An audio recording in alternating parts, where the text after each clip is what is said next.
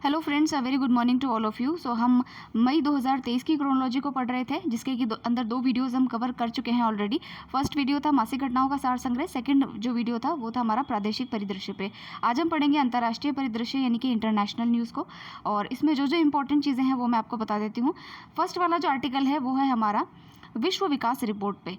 ये जो विश्व विकास रिपोर्ट है इसको वर्ल्ड बैंक के द्वारा जारी किया गया है, और इसके अंदर जितने भी प्रवासी होते हैं, प्रवासी का मतलब है कि जो काम के चक्कर में या किसी भी और पर्पज़ से अपना हैबिचुअल जो रेजिडेंस है, जहां वो सामान्यतः निवास करते हैं, उस देश को छोड़ करके दूसरे देश में गए हैं। यानी कि दूसरे देश के वो निवासी तो नहीं है, नागरिक तो नहीं है, लेकिन कार्य के लिए या किसी और पर्पज़ से वो वहाँ पर रह रहे हैं, तो उनको प्रवासी हम बोलते हैं।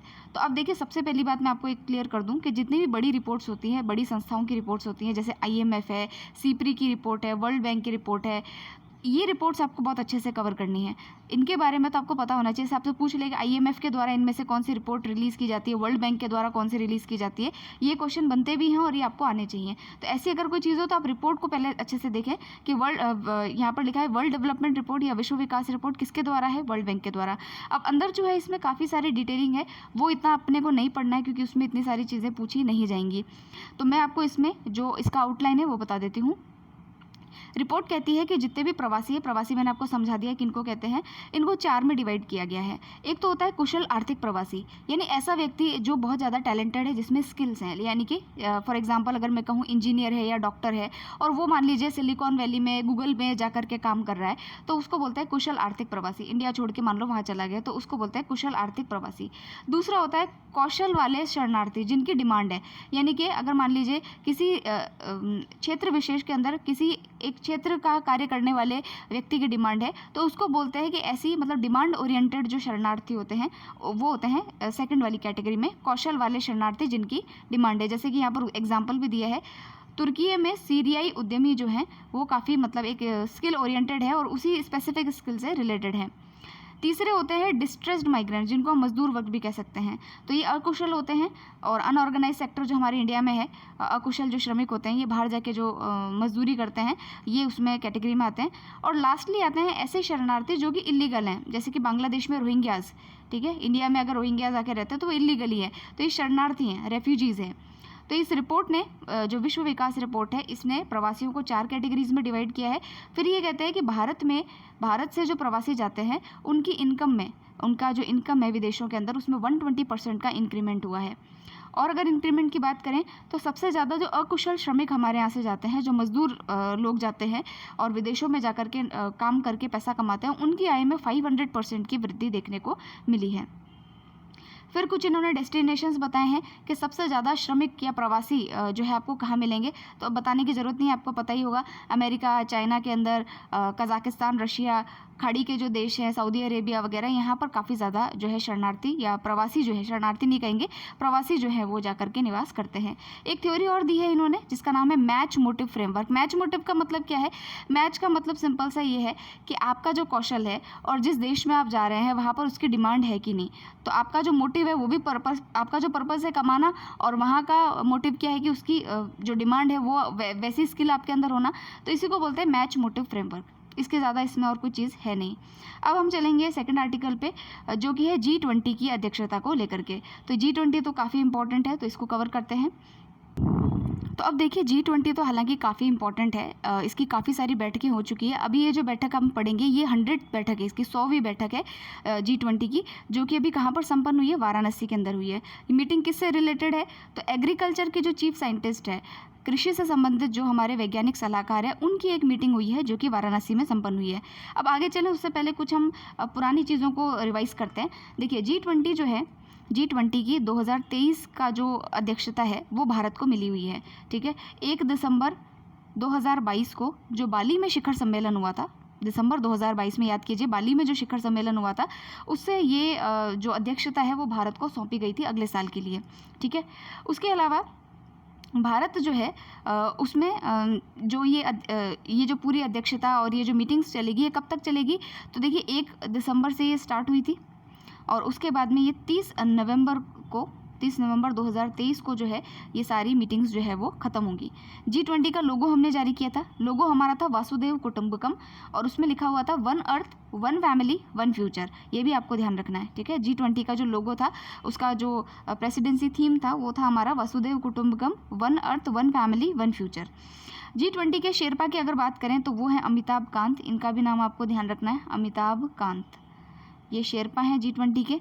शेरपा इन अ सेंस जो मीटिंग को कंडक्ट करता है, एजेंडा निश्चित करता है, वही उनको ही शेरपा कहा जाता है।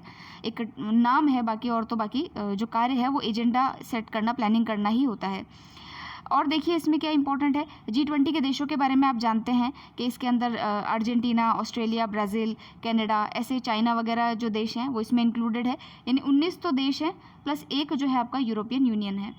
इस प्रकार से इसमें 20 देश जो हैं वो शामिल हैं। अब देखिए इसकी अभी वाली जो मीटिंग है इसको हम देख लेते हैं। ये तो मैंने सारा आपको एक बार बैकग्राउंड बताया ताकि ध्यान में रहे। तो देखिए G20 की अध्यक्षता के दौरान 100वीं बैठक जो है G20 की, जो कि एग्रीकल्चरल चीफ साइंटिस्ट की हुई है, मतलब जो हमारे कृषि वैज्ञानिक हैं उन्होंने बैठक ली है। कहाँ पर ली है? वाराणसी, उत्तर प्रदेश में। क्या कहा भाई बैठक में, ऐसा क्या काम किया इन्होंने बैठक के अंदर? तो इन्होंने जो हमारा श्री अन्न है, कोअर्स ग्रेन है, जिसको मोटा अनाज कहते हैं, उसको लेकर के एक महर्षि पहल जो है, महर्षि मैंने आपको बताया भी था फर्स्ट वाली वीडियो में, याद कीजिए। जो महर्षि पहल है, महर्षि का फुल फॉर्म क्या है? Millets and other ancient grains international research initiative. यानी कि हम जो है रिसर्च करेंगे, जितने भी हमारे एंशिएंट ग्रेन्स हैं, मोटा अनाज है, उनका उपयोग किस प्रकार से किया जाए, उनका क्या है, उनका योगदान है, और मतलब कृषि में क्या योगदान है, प्लस जो हमारे जो व्यक्ति हैं उनकी डाइट के अंदर उसका क्या योगदान हो सकता है, तो उसको लेकर के यहाँ पर चर्चा की गई है। क्योंकि देखिए जो गेहूं है, चावल है, जो हमारा स्टेपल फूड है, इसके ऊपर डिस्ट्रेस बढ़ रहा है, पॉपुलेशन इंक्रीज हो रही है, प्रोडक्शन इतना नहीं है और उस पर डिस्ट्रेस भी इंक्रीज हो रहा है। तो इसको डाइवर्स करने के लिए जो है श्री अन्न या फिर कोअर्स ग्रेन जो है उसके ऊपर डाइवर्जन किया जा रहा है। इसी को लेकर के ये बैठक थी और कहाँ पर आयोजित की गई है? तो ये जो है यूपी के वाराणसी के अंदर आयोजित की गई है, ये आपको पता होना चाहिए। और ये 100वीं बैठक थी G20 की। और कौन कौन सी बैठकें हुई है? तो यहाँ देखिए ये 3 बैठकें और आप देख सकते हैं कि एक बैठक हुई है जो हमारा स्वास्थ्य कार्य समूह है, जो हेल्थ वर्किंग ग्रुप है, उसकी दूसरी बैठक संपन्न की गई है गोवा में। ये गोवा के अंदर हुई है। फिर एक बैठक है दूसरी डिजिटल इकोनॉमी वर्किंग ग्रुप, यानी second digital economic working group की बैठक, ये हैदराबाद में की गई है। और फिर है space economy leaders precursors meeting, जो स्पेस इकोनॉमी से रिलेटेड जो बातें हैं उसको संपन्न किया गया और ये मीटिंग हुई थी शिलोंग में, ठीक है। तो काफ़ी सारी मीटिंग्स हैं हालांकि इसकी। तो राजस्थान में जो मीटिंग हुई है ना, ये आप थोड़ा सा ध्यान रखिएगा। और मिलेट्स को लेकर के, क्योंकि देखिए श्री अन्न या जो कोअर्स ग्रेन है ये भी चर्चा का विषय है, तो इससे संबंधित अगर कोई भी चीज़ें हैं तो उसको आपको ज़रूर से नोट डाउन कर लेना है, ठीक है। तो अब हम चलते हैं नेक्स्ट आर्टिकल पे, और नेक्स्ट आर्टिकल हमारा वित्त मंत्री जी को लेकर के है। तो देखिए ये जो हमारी वित्त मंत्री है, उन्होंने अमेरिका का 1 वीक का एक पूरा उनका दौरा है।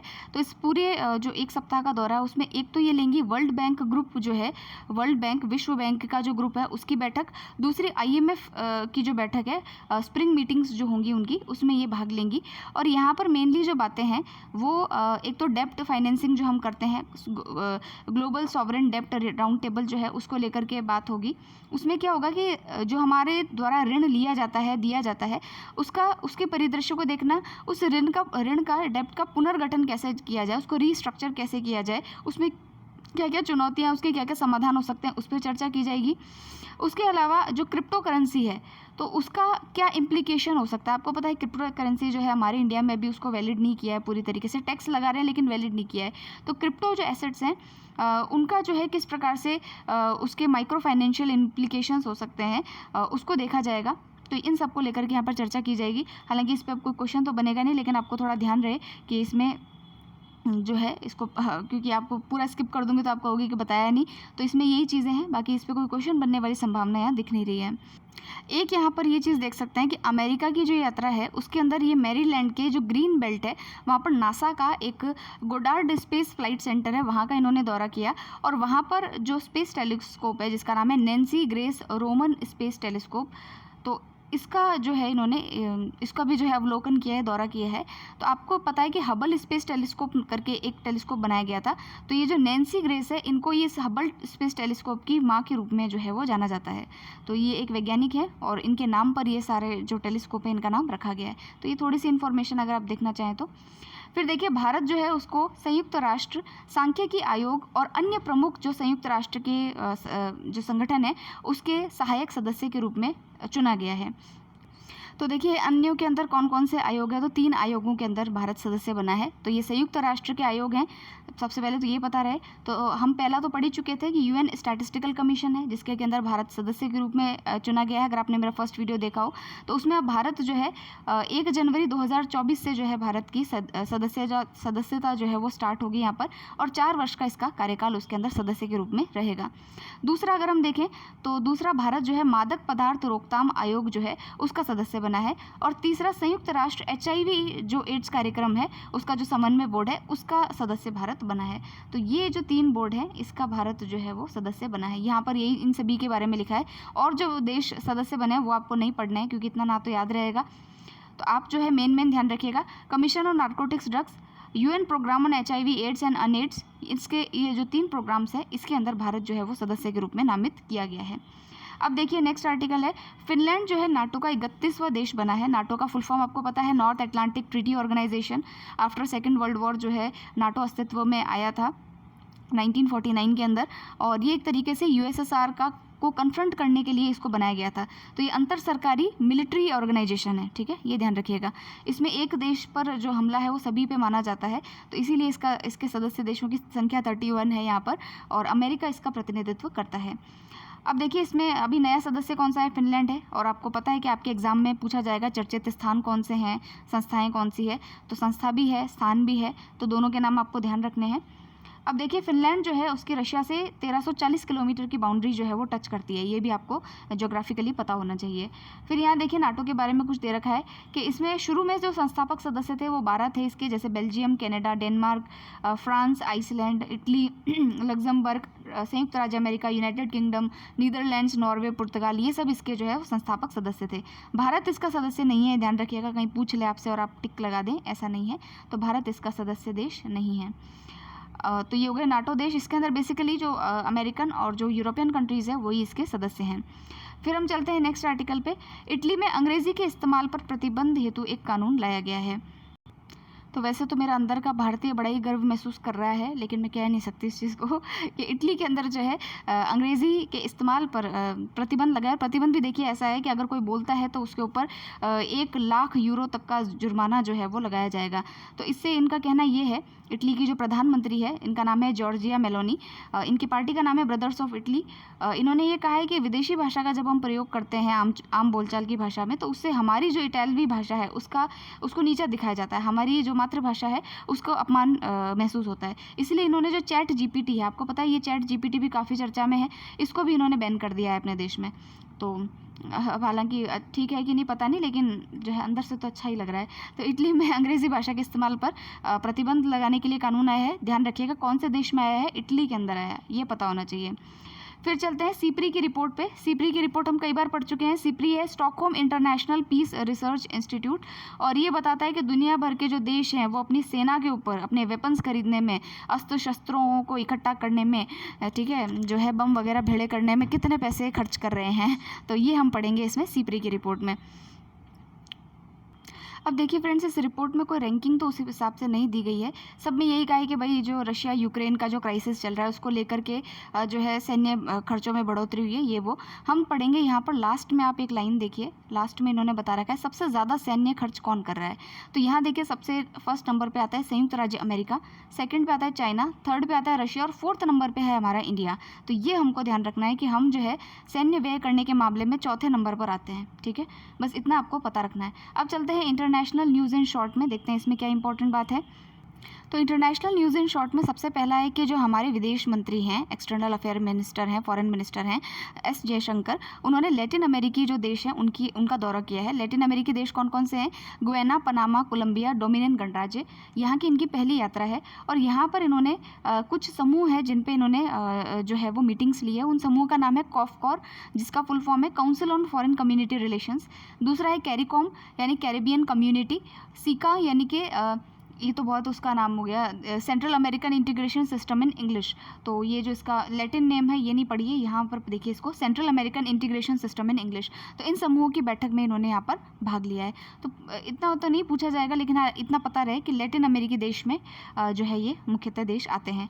फिर देखिए G20 के अंतर्गत ही यूथ 20 की बैठक का आयोजन किया गया, और जो हमारा जो नवनिर्मित यूटी है, केंद्र शासित प्रदेश है लेह, वहाँ पर जो है इसका आयोजन किया गया। तो ये इंपॉर्टेंट हो जाता है, लेह के अंदर जो है G20 का जो Y20 यानी यूथ 20 की बैठक है उसका आयोजन किया गया। यहाँ पर जो है आइस स्कल्पचर बनाए गए, और जो कांगसिंग टीम है उसने इस आइस स्कल्पचर को वहाँ पर बनाया है। और इस जो Y20 है इसका मुख्य जो मकसद है वो यही है कि जो हमारे युवा है उनको फ्यूचर की जो लीडरशिप है उसके लिए कैसे तैयार किया जाए, तो उसके लिए जो है इस मीटिंग को बुलाया गया। फिर नेक्स्ट हम चलते हैं नेपाल में मंत्रिमंडल का विस्तार, इसमें क्या है।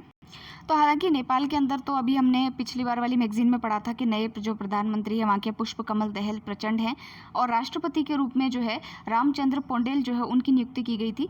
और इन्होंने अब अपना जो कैबिनेट है उसको इंक्रीज़ किया है, तो 8वीं बार इन्होंने कैबिनेट का विस्तार किया है। अब पता नहीं क्यों हाईलाइट करके यहाँ दे रखा है, नारायण प्रसाद सऊद जो है वो विदेश मंत्री का पदभार इनको दिया गया है। तो अब ये हालांकि हमारे लिए इतना इंपॉर्टेंट है नहीं। आगे चलते हैं, ये है बूजी ब्रिज। ये बूजी ब्रिज कहाँ का है इसके बारे में देख लेते हैं।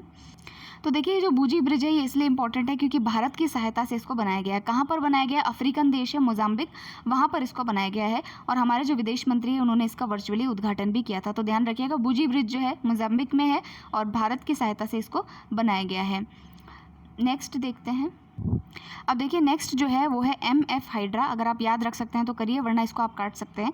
NF हाइड्रा क्या है? तो ये विश्व की पहली तरल हाइड्रोजन, लिक्विड हाइड्रोजन आधारित फेरी है, नौका है, ठीक है, पानी में चलती है नौका, तो ये फेरी है और लिक्विड हाइड्रोजन पे चलने वाली पहली नौका है। और किसने बनाया है? नॉर्वे की एक कंपनी है उसने बनाया, और नॉर्वे की गवर्नमेंट ने जो है इसको अप्रूवल भी दे दिया है। तो विश्व की पहली है, इसलिए यहाँ पर शायद लिखा हुआ है। अब हम वन लाइनर्स देख लेते हैं, इसमें जो इंपॉर्टेंट होगा वही मैं आपको यहाँ पर बताऊँगी। अब देखिए फ्रेंड्स, वन लाइनर के अंदर सबसे पहले यहाँ पर देखिए टीकाकरण से संबंधित, वैक्सीनेशन से संबंधित एक जो है पहल है, एक इनिशिएटिव है जिसका नाम है द बिग कैच अप। तो आपसे पूछ ले कि द बिग कैच अप पहल हाल ही में चर्चा में थी, किससे संबंधित है? तो टीकाकरण को बढ़ावा देने, वैक्सीनेशन को बढ़ावा देने के संदर्भ में इसको लॉन्च किया गया है। लॉन्च करने वाली बहुत बड़ी बड़ी संस्थाएँ, जो नामी गिरामी संस्थाएँ, उनमें उनका नाम है इसमें, जैसे कि आप देखेंगे तो यहाँ पर WHO का नाम है, UNICEF, Gavi, the vaccine alliance, Gavi एक वैक्सीन अलायंस है, आप जानते हैं गावी के बारे में। उसके अलावा यहाँ देखिए bill and Melinda Gates foundation, तो ये सब जो है इन सब संस्थाओं ने मिलकर के जो है टीकाकरण को बढ़ाने के लिए एक इनिशिएटिव लॉन्च किया है। नाम क्या है इसका? The big catch up. अब देखिए नेक्स्ट वाला जो है सेकंड नंबर पढ़िए, जो है एक रिपोर्ट आई है जिसका नाम है global food policy report. Global food policy report, वैश्विक खाद्य नीति रिपोर्ट। इसको किसने जारी किया है?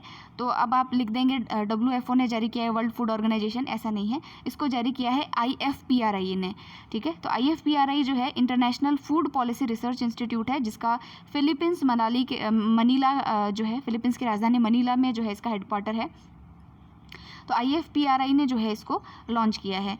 फिर देखिए नेक्स्ट है भारत और थाईलैंड जो है उन्होंने अभी रक्षा वार्ता संपन्न की है, ठीक है। बैंकॉक के अंदर हमारी अभी 8वां संस्करण जो है हमारी रक्षा वार्ता का संपन्न हुआ है। देखिए रक्षा वार्ता है, ध्यान रखिएगा, डिफेंस जो है वो कॉन्फ्रेंस यहाँ पर आयोजित की गई है।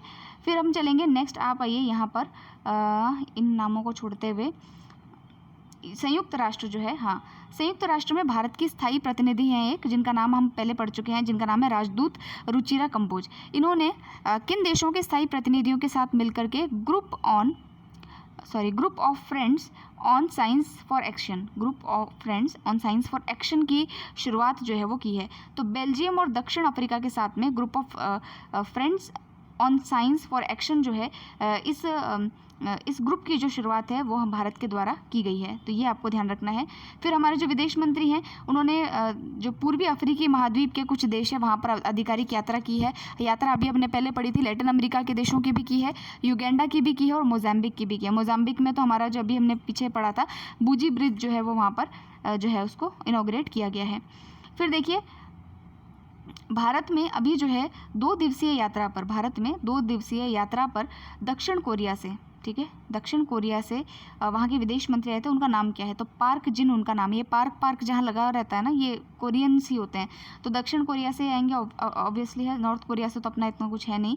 तो यहाँ पर जो है कोरिया गणराज्य से जो पार्क जिन है, वहाँ के विदेश मंत्री, उन्होंने भारत की यात्रा की थी। भूटान के एक नरेश हैं जो अभी भारत में 3 दिवसीय यात्रा पर आए थे, उनका नाम क्या था? तो उनका नाम है जिग्मे केसर नामयांग वांगचुक, ठीक है। फिर यहाँ पर देखिए, किस अंतर्राष्ट्रीय इन्वेस्टमेंट बैंक ने अबू धाबी में अपना पहला विदेशी कार्यालय खोला है? तो ये जो हमारा एशियन इंफ्रास्ट्रक्चर इन्वेस्टमेंट बैंक है, AIB है। पूछ लेंगे आपसे कि AIB ने अपना जो है अपना इन्वेस्टमेंट जो AIB है उसने अपना पहला कार्यालय, विदेशी कार्यालय कहाँ पर खोला है? तो ये इसने अबू धाबी में खोला है। ये आपको याद रखना है, ये इंपॉर्टेंट है। फिर देखिए, बांग्लादेश के जो वरिष्ठ नेता है, उन्होंने अभी राष्ट्रपति के रूप में शपथ ली है, वहाँ के 22वें राष्ट्रपति के रूप में शपथ ली है। उनका नाम क्या है? उनका नाम है मोहम्मद शहाबुद्दीन चुप्पू जो है वो इनका नाम है, ये ध्यान रखना है। फिर अभी देखिए, कौन सा विश्व का ऐसा देश है जो नार्को स्टेट बन गया है? बहुत ज़्यादा वहाँ पर जो है इस प्रकार का आयात किया जा रहा है। तो सीरिया जो है, आपको पता है सीरिया, यमन और ये जो कुछ देश हैं, ये काफ़ी एक तरीके से बर्बाद देश हो चुके हैं। तो सीरिया जो है वहाँ पर भी नार्को स्टेट जो है वो बन गया है। फिर यहाँ पर देखिए कि पश्चिमी अफ्रीका देश घाना यूनिवर्सिटी ऑफ ऑक्सफोर्ड के वैज्ञानिकों द्वारा विकसित एक उच्च दक्षता वाला मलेरिया का टीका मंजूर करने वाली विश्व का पहला देश बना है। इस टीके का नाम क्या है?